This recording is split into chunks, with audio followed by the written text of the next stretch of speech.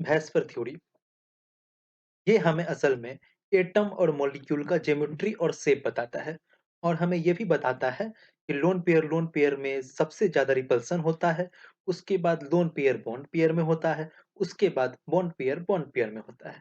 तो कहने का अर्थ ये है कि हमें किसी भी एटम का शेप और ज्योमेट्री करके बताता है। जैसे हाँ, ये नीचे आ गया। ये आप नोट कर सकते हैं, ये पूछ सकता है एग्जाम में। हाँ, टू प्रिडिक्ट मॉलिक्यूलर ज्योमेट्री और शेप ऑफ मॉलिक्यूल, ये डेफिनेशन हो गया वेस्पर थ्योरी का। नोट डाउन कर लो। वेस्पर के हिसाब से जो एटम का जो रीऑर्डर ऑर्डर जो होता है वो इस तरीके के हो सकता है। ए बी के साथ, जैसे ए मान लेते हैं सेंट्रल एटम है, उसके साथ क्या होगा, दो एटम जुड़ा हो सकता है। मान लेते हैं कि ए सेंट्रल एटम है, उसके साथ तीन एटम जुड़ा हो सकता है।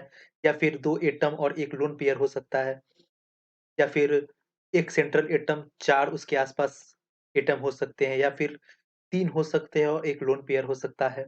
या फिर 2 हो सकते हैं और 2 लोन पेयर हो सकते हैं। या फिर 5 एटम हो सकते हैं। या फिर 4 एटम हो सकते हैं, 1 लोन पेयर हो सकते हैं। या फिर 3 एटम हो सकते हैं या फिर 2 लोन पेयर हो सकते हो। ये क्या है? ये एक तरह का उनके हिसाब से ये एटम का ऑर्डर है ना?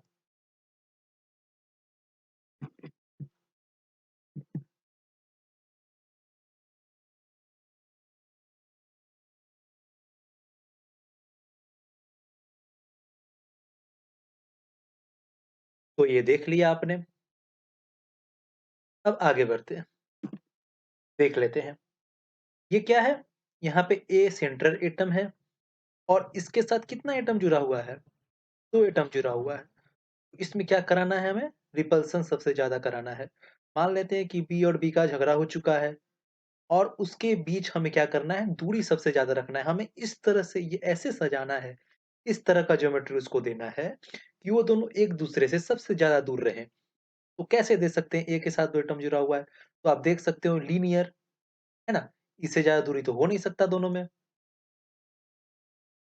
तो बॉन्ड पेयर 2 है, लोन पेयर 0 है, तो शेप क्या हो जाएगा? लीनियर हो जाएगा। एग्जाम्पल में CO2 आपको दे रखा है। आगे की बात कर लेते हैं। मान लेते हैं कि ए सेंट्रल एटम है, उसके साथ 3 एटम जुड़ा हुआ है, तो अब उसको कैसे सजाएँगे? तो आप देख सकते हैं इस तरह सजा सकते हैं, है ना? क्या होगा? इसके बीच सबसे ज़्यादा दूरी हो जाएगा।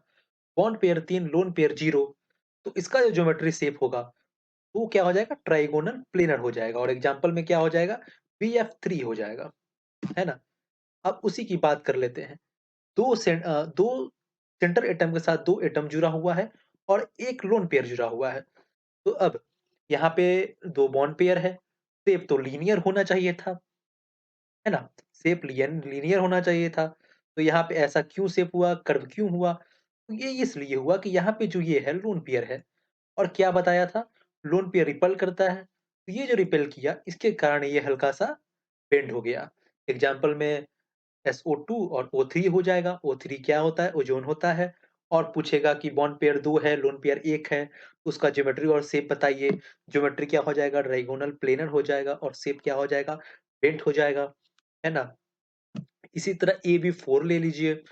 ये क्या है? बॉन्ड पेयर 4 बना रहा है। बॉन्ड पेयर 4 है इसके पास और लोन पेयर कितना है? 0 है। तो इस तरह से ये अरेंज होगा, इस तरह से ये अरेंज होगा। तो इसका ज्योमेट्री क्या हो जाएगा? टेट्राहेड्रल हो जाएगा। और इसका शेप क्या हो जाएगा? वो भी टेट्राहेड्रल हो जाएगा। एक बात याद रखना, अगर लोन पेयर किसी का भी 0 हो, तो उसका ज्योमेट्री और शेप इक्वल होता है। अगर लोन पेयर यहाँ पे 0 है, बॉन्ड पेयर सिर्फ दिया दे रखा है, तो ज्योमेट्री और शेप क्या होगा? इक्वल होगा। अब आगे आ जाते हैं। AB3 इसके साथ क्या है? 3 एटम जुड़ा है और लोन पेयर कितना है? 1 है। तो ये जो है क्या बनाएगा? टेट्राहेड्रल ज्योमेट्री बनाएगा और शेप क्या बनाएगा? ट्रायगोनल पिरामिडल बनाएगा और एग्जांपल में आपसे पूछ सकता है NH3। ये तो याद करने की चीज़ है, याद कर सकते हो आप लोग। तो ये देख लो यहाँ पे अगला है, इसमें कितना है?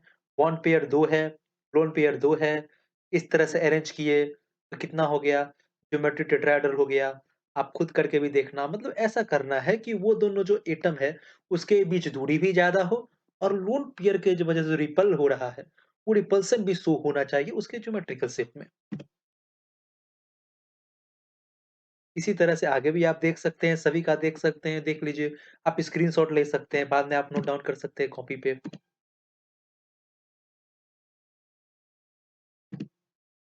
है ना? ये क्या है यहाँ पे 3 एटम है, लोन पेयर 2 है, इसका शेप देख सकते हैं। क्या यहाँ पे रिपेल किया है, लीनियर है ना? सबका आप शेप देख सकते हैं। अच्छे से देख लो, आप स्क्रीनशॉट ले सकते हैं। और ये एंगल याद करने की चीज़ है। ये सब एंगल याद रहना चाहिए। क्या है? Valence bond theory, derivative. ये क्या है? मैंने बताया था कि जब कोई भी 2 एटम बॉन्ड बनाता है, इसमें क्या है? ये बता रहे हैं कि बॉन्ड जो बनाता है वो अलग-अलग तरीके का हो सकता है। एक जो बॉन्ड होता है वो क्या होता है? पाई बॉन्ड होता है और एक क्या होता है? सिग्मा बॉन्ड होता है। एक बॉन्ड क्या बनाएगा? ऐसे लिखा था ना, पाई बॉन्ड बनाएगा, सॉरी, पाई बॉन्ड बनाएगा और क्या बनाएगा? सिग्मा बॉन्ड बनाएगा। तो ये 2 तरीके का बॉन्ड बनाएगा। ये कैसे बनाएगा? जब हेड टू हेड ओवरलैप कराएँगे। जैसे आप किसी से हैंडशेक करते हैं, हाथ मिलाते हैं, तो क्या होता है? पकड़ मजबूत होता है। तो क्या हुआ? हेड टू हेड ओवरलैप हुआ, पकड़ मजबूत हुआ, उसमें जो बॉन्ड बनेगा, उसको बॉन्ड का नाम है sigma bond. Head to head overlapping को सिग्मा बॉन्ड बोलते हैं और साइड बाय साइड ओवरलैपिंग को हम लोग पाई बॉन्ड बोलते हैं। जैसे आप मुट्ठी-बंध के किसी से हाथ मिला रहे हो या फिर किसी को मतलब मान लो साइड बाय साइड किसी को बॉन्ड बनता है, जैसे एक ये हो गया बॉन्ड, ये ये क्या हुआ? हेड टू हेड बॉन्ड बना। इसको हम लोग बोलेंगे सिग्मा बॉन्ड। और साइड बाय साइड बॉन्ड हुआ, जैसे एक ऊपर बॉन्ड है और एक ऐसे बॉन्ड है। ये जो बॉन्ड बना, इसको हम लोग पाई बॉन्ड बोलते हैं। ठीक है? अब हाँ, ये है क्या है? Head to head. यहाँ पे देख रहे हो आप, हेड टू हेड ओवरलैपिंग हुआ है। यहाँ पे 2 एटम है, H एटम है और एक ये H एटम है। दोनों आपको ये पता है इलेक्ट्रॉन की क्यों है ऐसे। ये दोनों क्या हुआ है यहाँ पे? हेड ओवरलैपिंग हुआ। तो ये जो पूरा बना हेड टू हेड ओवरलैपिंग से, उसको में जो बॉन्ड का नाम होगा, उसका जो बॉन्ड का नाम होगा वो क्या होगा? सिग्मा बॉन्ड होगा। सिग्मा बॉन्ड ये है, ये आपस में एक तरीके से मिलेंगे। हाँ, एस ऑर्बिटल मिलके आपका क्या बनाएगा? सिग्मा बॉन्ड बनाएगा। और एस और पी ऑर्बिटल को भी जोड़ेंगे तो वो भी क्या बनाएगा? सिग्मा बॉन्ड बनाएगा। आप देख सकते हो यहाँ पे क्या हो रहा है? हेड टू हेड ओवरलैपिंग हो रहा है। हेड टू हेड ओवरलैपिंग हो रहा है। इसका हेड और इसका हेड, यहाँ पे हेड टू हेड ओवरलैपिंग हुआ। ये फ्लोरीन है, एफ है और ये एच है। ये दोनों का जो हेड आपस में मिला, यहाँ पे हेड टू हेड बॉन्ड बना, उसको हम लोग सिग्मा बॉन्ड बोलेंगे। और यहाँ पे भी तीसरे नंबर सी में भी क्या है? Head to head overlap. Head to head overlap बना, वो क्या बना? सिग्मा बॉन्ड बना। है ना? ये नोट डाउन कर सकते हो आप। अब पाई बॉन्ड क्या होता है ना? पाई बॉन्ड कब बनेगा? तो पी ऑर्बिटल में, जो पी ऑर्बिटल होता है, पी सबसेल होता है, सॉरी, उसमें कितने तरह का होता है? मैंने बताया था क्लास में। क्या होता है? इन पी सबसेल उसमें 3 तरीके के होते हैं। क्या होते हैं? पी एक्स, पी वाई और पी जेड। क्या होते हैं? पी एक्स, पी वाई और पी जेड। तो हम पी एक्स और पी वाई को एक साथ लेके देखते हैं। जैसे मैंने ले लिया, ये क्या हो गया? पी एक्स हो गया। ये क्या हो गया? पी वाई हो गया। जब हम लोग इसको आपस में जोड़ेंगे, है ना? फिगर थोड़ा गलत बन रहा है, मैनेज कर लेना। पेन टैबलेट नहीं है मेरे पास। तो ये आपस में जब जुड़ेगा तो यहाँ पे क्या हुआ? हेड टू हेड ओवरलैप हुआ।